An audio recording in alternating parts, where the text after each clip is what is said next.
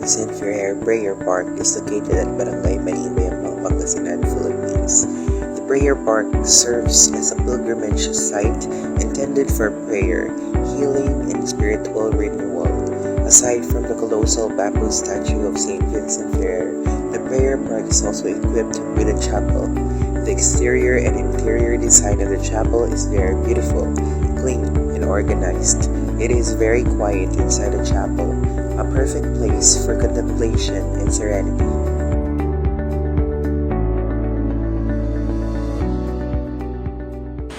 The Guinness Book of World Records recognized the town of Bayambang in 2014 for having the longest barbecue grill in the world. With the help of the local government unit of Bayambang, an 8-kilometer barbecue grill imparted a big part in the 400th founding anniversary of the said town. The local government unit of Bayambang planned to fly 40,000 sky lanterns in 2016. However, the Department of Environment and Natural Resources banned such activities due to the concerns of environmental issues. Every town fiesta, the municipality is holding the most extravagant street dancing competition that is being participated by different institutions within the vicinity. We as a whole have been impacted by the pandemic of COVID-19. However, the resiliency of the Bayambang Genyo is truly evident in the said town.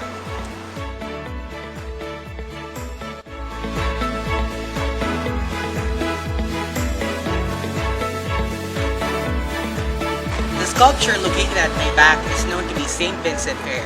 It has reached a momentous height of 164 feet and 9 inches. And also, it is known to be taller than the Statue of Liberty in New York and the Christ the Redeemer of Brazil. Also, this one wins the tallest bamboo sculpture in the whole world in April 5th of 2019. The park is also equipped with strategically placed stations of the cross. The statue is dedicated to Saint Vincent Ferrer, a venerated saint of Roman Catholicism and also served as the patron saint of Bayambang. In commemoration of the 405th founding anniversary, 400th anniversary of the St. Vincent Ferrer Parish, and also the 600th death anniversary of St. Vincent himself, a gigantic statue was erected here in St. Vincent Ferrer Prayer Park.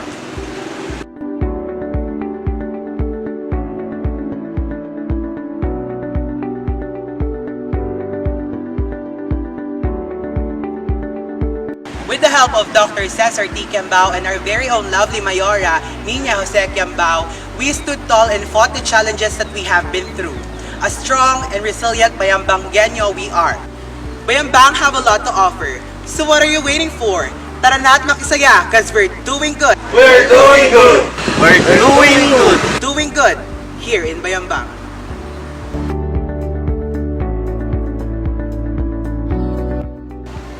If you want to see the latest update here in Bayambang, just make sure to like and follow the official pages of Bayambang Tourism and Bayambang here in Facebook.